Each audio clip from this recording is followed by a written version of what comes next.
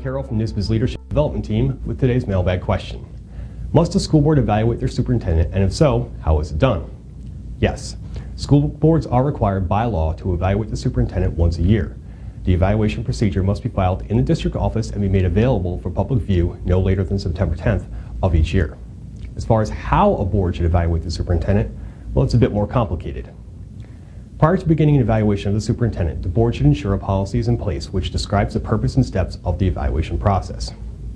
The policy should explain the role of the board and superintendent during the evaluation.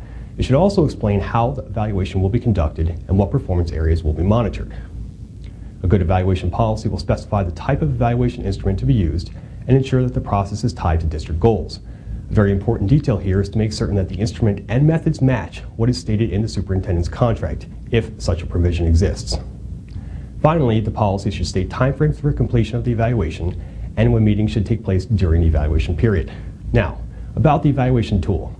There is no required format that boards should use, but a good evaluation tool should focus on the superintendent's performance in specific management areas such as administrative, financial, operational, and instructional.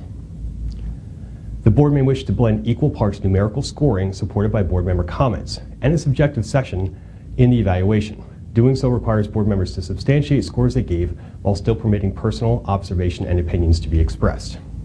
The board should meet with the superintendent in executive session to discuss the evaluation scores and identify areas which the superintendent met expectations, areas they did not meet expectations, and what improvements the board would like to see.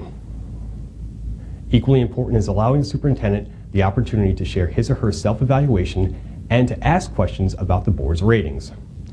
Part science and part art, the superintendent evaluation does not have to be a long or complicated process. Thanks for watching this week's NYSSBA Mailbag. I'm John Carroll. Keep sending your questions to mailbag@nyssba.org. See you next time.